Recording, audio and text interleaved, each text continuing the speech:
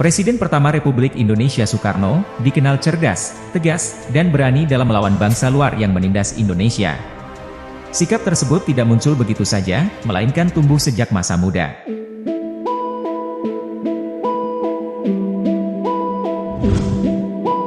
Masa kecil Soekarno, hanya beberapa tahun hidup bersama orang tuanya di Blitar. Semasa sekolah dasar hingga tamat, Soekarno indekos di rumah Haji Umar Said Cokro Aminoto, yang merupakan tokoh politik pendiri Syarikat Islam. Kemudian melanjutkan sekolah di HBS, Hoger Burger School, dan lulus pada tahun 1920. Setelah itu, Soekarno pindah ke ibu kota Jawa Barat, dan melanjut ke THS, Teknische Hogeschool, atau Sekolah Teknik Tinggi yang sekarang disebut sebagai Institut Teknologi Bandung. Sebelum masuk ke pola pikirnya, di balik perjalanan Soekarno, ada beberapa kebiasaan yang sudah dilakukan dirinya sejak masih muda. Kebiasaan Soekarno muda: gemar membaca buku. Setiap ada waktu luang, bukulah yang menjadi teman setianya. Bila sedang duduk sendiri, di atas meja dekat kursi itu, harus ada tumpukan koran atau buku bacaan. Kesadaran ini diperoleh dari ayahnya yang berprofesi sebagai guru dan senang membaca buku. Bila sedang pergi ke kamar kecil dan waktu sebelum ke kamar kecil, bacaan ini dibawa juga ke kamar kecil tersebut. Di sekolah HBS Surabaya, Soekarno juga rajin membaca buku perpustakaan sekolah, karena mempunyai kedekatannya dengan guru-guru HBS. Soekarno juga semakin leluasa membaca banyak buku biografi tokoh negara. Berbagai gagasan brilian yang dicetuskan oleh Soekarno, juga tidak lain merupakan hasil pengetahuannya dari berbagai studi literatur. Sayur lodeh dan sayur asam. Bung Karno dikenal simpel soal makanan, dan hanya makan nasi satu porsi mangkuk kecil. Sayuran yang paling digemari adalah sayur lodeh, sayur asam, juga telur mata sapi. Menu tersebut ditambah dengan ikan asin dan sambal. Minumnya juga hanya teh. Jadi, menu makanan Bung Karno bisa dikatakan tidak mewah, alias makanan rakyat biasa saja. Yang terpenting, sambal harus disajikan di atas cobek. Kalau pergi ke rumah makan, Bung Karno senang ke rumah makan Tungkong di kawasan Menteng, tak jauh dari Patung Pak Tani. Di rumah makan ini, biasanya Bung Karno memesan mie goreng, nasi goreng, ayam goreng, atau sate ayam. Merokok usai makan. Ini dia lakukan sambil menyantap buah bersama keluarga, jika tidak di luar istana. Usai makan dan menyantap buah, Bung Karno mengambil rokok 555. Diambilnya sebatang, dinyalakan, dan asap pun berkepul-kepul. Jarang sekali, Soekarno merokok sampai habis. Ia segera mematikan rokok, saat rokok baru setengah terbakar.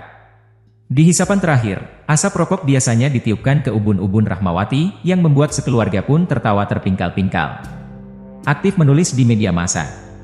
Semasa hidup di tempat Cokro Aminoto, Soekarno muda tak hanya mulai mengenal politik, melainkan juga terbiasa menulis. Pada 21 Januari 1921, artikel pertamanya terbit di halaman koran Oetoesan Hindia milik Syarikat Islam. Setelahnya, ia pun rutin menulis menggantikan Cokro Aminoto. Menonton film. Soekarno akan menabung untuk bisa menonton bioskop. Kadang karena uangnya kurang, Soekarno muda menonton bioskop dari balik layar, sehingga film yang ditontonnya terbalik-balik. Film yang disukai Bung Karno adalah karya bergenre sejarah dan biografi. Saat bertemu Presiden Amerika Serikat, Dwight Eisenhower, pembicaraan soal film menjadi pemecah kebuntuan komunikasi, setelah keduanya tidak menemukan titik temu pembicaraan soal politik. AS yang menggiring Bung Karno untuk menjadi barisan pendukung demokrasi Barat, ditanggapi dingin oleh Soekarno. Alhasil, di antara deretan pembicaraan yang panjang, obrolan tentang film-film kegemaran keduanya, justru yang menyita perhatian. Aktif berorganisasi. Nama Soekarno mulai dikenal ketika menjadi anggota Jong Java Cabang Surabaya pada tahun 1915. Pada tahun 1926, ia mendirikan Algemene Studie Club di Bandung. Organisasi ini merupakan cikal bakal Partai Nasional Indonesia yang kemudian didirikan pada tahun 1927. Setelah kembali dari pengasingan pada awal masa penjajahan Jepang, Soekarno langsung aktif dalam usaha perjuangan dan persiapan kemerdekaan Indonesia. Soekarno aktif dalam organisasi-organisasi seperti Jawa Hokokai, Pusat Tenaga Rakyat, BUPKI, dan PPKI. Berguru kepada tokoh hebat. Tidak hanya numpang tinggal di kos milik HWS Cokro Aminoto, Soekarno juga berguru dengan ketua Syarikat Islam tersebut sejak muda. Berguru ke Cokro Aminoto ini juga menjadi gerbang perkenalan dirinya dengan dunia politik. Setelah itu, Soekarno muda pun kenal dengan sejumlah tokoh senior pergerakan. Setelah menjadi Presiden pertama RI, diketahui, Soekarno berguru kepada Raden Mas Panji Sosrokartono, kakak R.A. Kartini yang dikenal jenius, dan menguasai 36 bahasa asing. Selain menimba ilmu religi, Soekarno juga banyak belajar tentang politik Eropa dari Sosrokartono.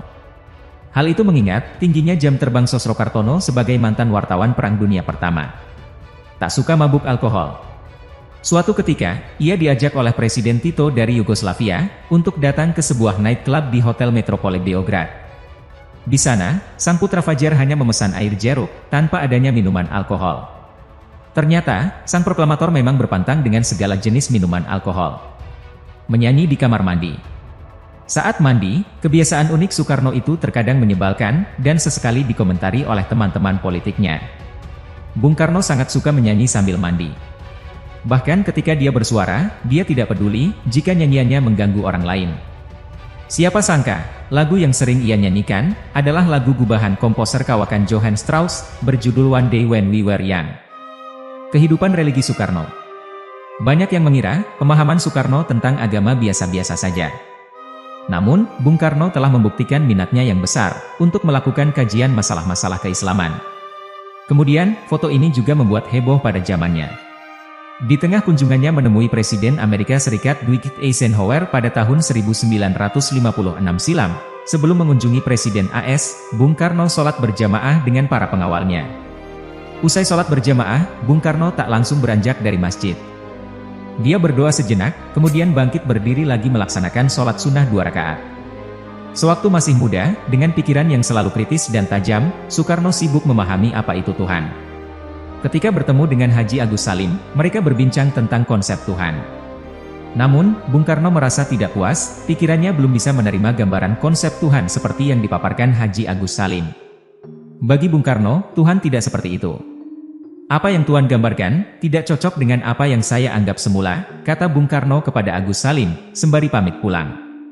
Lain waktu, Bung Karno bertemu dengan Pastor Van Lith, dan kembali berdebat tentang konsep ketuhanan. Soekarno juga menolak konsep Tuhan seperti gambaran Van Lith.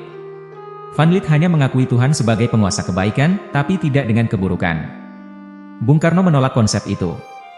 Pastor Van Lith pun marah besar. "Kau ini orang berdosa, berani menjelekkan Tuhan," kata Van Lith. Bung Karno tertawa, ngeloyor pergi dan berkata, "Percayalah, bahwa Tuhan akan memaafkan saya." Pengembaraan Bung Karno dalam pencarian Tuhan, berlangsung lumayan panjang. Dia serap pengalaman kehidupan berbagai macam orang, dan gambarannya tentang Tuhan. Baik gambaran Tuhan menurut orang alim, maupun orang awam. Dalam buku Bung Karno dan Kehidupan Berpikir dalam Islam diceritakan, dengan dibuangnya Bung Karno oleh pemerintah kolonial Belanda ke ND, merupakan permulaan zaman baru dalam sejarah hidupnya. Sejak berada dalam pembuangan inilah, semakin kuat hasrat dan keinginan Bung Karno untuk mempelajari agama Islam, dengan jalan membaca buku-buku tentang Islam, baik yang ditulis oleh orientalis dan barat, maupun sarjana-sarjana Islam dalam berbagai bahasa. Bung Karno merasa takjub dengan Al-Quran dan hadis, tapi masih mencari Tuhan.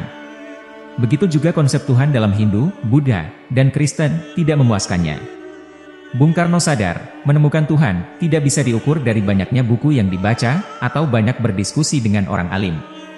Juga tak bisa diukur dari fasihnya membaca ayat kitab suci. Bung Karno justru akhirnya menemukan Tuhan dalam kalbunya, yang selalu bergetar setiap mengingat Waginin, temannya yang miskin. Sebagai seorang nasionalis, Soekarno tidak pernah memisahkan dirinya dari dimensi ketuhanan yang diyakini oleh diri dan bangsanya, dalam menjalani kehidupan kebangsaan dan kenegaraan. Ketuhanan Bung Karno tidak terpisahkan dari posisinya sebagai negarawan dan ideolog. Salah satu penanda tersebut terlihat dalam komitmennya terhadap kehidupan yang juga menjadi warisan luhur, dedication of life. Beliau menyatakan, keberadaannya sebagai manusia tidak sempurna. Kebahagiaan hidupnya adalah untuk mengabdi kepada Tuhan, kepada tanah air, dan kepada bangsa. Bung Karno di tahun 1926 mengalami semacam lompatan eksistensial dalam memahami Tuhan. Beliau menyatakan bahwa tahun 1926 adalah tahun di mana aku memperoleh kematangan dalam 3 dimensi. Dimensi yang kedua dari 3 hal itu adalah ketuhanan. Aku banyak berpikir dan berbicara tentang Tuhan. Sekalipun di negara kami, sebagian terbesar rakyatnya beragama Islam, namun konsepku tidak disandarkan semata-mata kepada Tuhannya orang Islam. Bahkan selagi aku melangkah ragu pada awal jalan yang menuju kepada ketuhanan, aku tidak melihat Yang Maha Kuasa sebagai Tuhan seseorang. Menurut jalan pikiranku, kemerdekaan bagi kemanusiaan meliputi juga kemerdekaan beragama. Demikian menurut buku Bung Karno Penyambung Lidah Rakyat Indonesia 2014. Pola pikir Soekarno. Ketika dia bertemu dengan Presiden Amerika Serikat Dwight Eisenhower, ia pun diberi nasihat untuk Indonesia. Namun, nasihat itu juga disanggah oleh Bung Karno. Bung Karno mengatakan, sebagai sahabat yang bijaksana dan lebih tua, Amerika memberi kami nasihat, itu bisa. Akan tetapi mencampuri persoalan kami, jangan. Kami telah menyaksikan kapitalisme dan demokrasi barat pada orang Belanda. Kami tidak mempunyai keinginan untuk memakai sistem itu. Kami akan menumbuhkan suatu cara baru, yang hanya cocok dengan kepribadian kami. Ia bukanlah barang yang bisa diekspor keluar, tetapi sebaliknya, kami tidak terima barang impor, berupa ajaran-ajaran yang mengikat. Amerika sangat kesal dengan Soekarno karena memilih sikap non-blok. Sikap ini juga yang mendorong Soekarno untuk merubah pandangan dunia dan menciptakan perdamaian dunia. Pidato Soekarno di sidang umum PBB, bertajuk To Build the World Anew, merupakan salah satu pidato terpanjang yang pernah dibacakan di sidang umum tersebut. Pidato Soekarno berdurasi 121 menit. Pidato Soekarno ini juga merupakan salah satu pidato paling kontroversial di PBB. Dalam sidang tersebut, ia meminta memasukkan Pancasila dalam piagam PBB dan menawarkan Pancasila sebagai ideologi dunia. Ia juga membacakan ayat suci Al-Quran Al-Hujurat ayat 13 dan Injil Lukas 2 ayat 14, dan itu adalah pertama kalinya seorang pemimpin negara membawa ayat kitab suci dalam sidang PBB. Hal ini dilakukan Soekarno, ini untuk mematahkan konsepsi bahwa Soekarno tidak bermoral karena tidak berpihak pada AS atau USSR dan cenderung non-blok. Pemikiran politik Soekarno diawali dari tulisannya tahun 1926 dengan judul Nasionalisme, Islam, dan Marxisme yang dimuat di majalah Indonesia Muda. Dalam tulisan itu, Soekarno menyerukan pada tiga aliran dalam pergerakan Indonesia saat itu, nasionalisme, Islam, dan Marxisme untuk bersatu. Gagasan Soekarno adalah mengenai konsep Marxisme. Gagasan ini adalah sebuah ideologi yang menentang penindasan manusia atas manusia dan bangsa atas bangsa. Marxisme mungkin bukan merupakan sumbangan besar dalam dunia pemikiran politik, tapi telah menampilkan penilaian yang jujur tentang sifat masyarakat Indonesia. Konsep Marxisme ini banyak dipengaruhi oleh ajaran Karl Marx. Teori perjuangan Marx yang kemudian dikenal dengan Marxisme.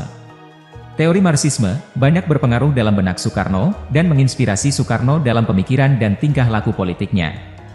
Bahkan, Soekarno kemudian secara jujur mengakui bahwa Marxisme yang ia ciptakan adalah Marxisme yang diterapkan di Indonesia. Artinya, Marxisme yang disesuaikan dengan kondisi dan masyarakat Indonesia dan tidak serta-merta diserap begitu saja secara mentah-mentah. Asas Marxisme adalah sosionasionalisme dan sosiodemokrasi. Sosionasionalisme adalah faham kebangsaan yang sehat dan berdasarkan perikemanusiaan, persamaan nasib, tidak untuk menggencet dan menghisap. Sementara sosiodemokrasi adalah faham yang menjunjung tinggi kedaulatan rakyat. Gagasan ini merupakan reaksi terhadap demokrasi yang muncul di Barat pada waktu Soekarno mencetuskan ide ini. Bagi Soekarno, demokrasi di Barat yang dipahami adalah demokrasi yang lebih bersifat liberalistis. Menurut Soekarno, seharusnya rakyatlah yang mengatur negaranya, perekonomiannya, dan kemajuannya, supaya segala sesuatunya bisa bersifat adil, tidak membedakan orang yang satu dengan lainnya.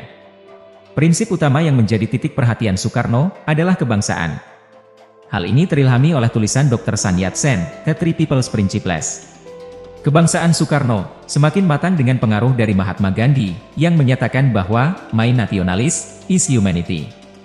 Meskipun Soekarno menawarkan 5 prinsip dasar yang diberinya nama Pancasila, tapi saat itu, ia juga menawarkan alternatif dari 5 sila ini. Diungkapkan bahwa, Pancasila dapat diperas menjadi 3, dan 3 ini dapat diperas lagi menjadi satu prinsip kehidupan rakyat Indonesia, yaitu gotong royong.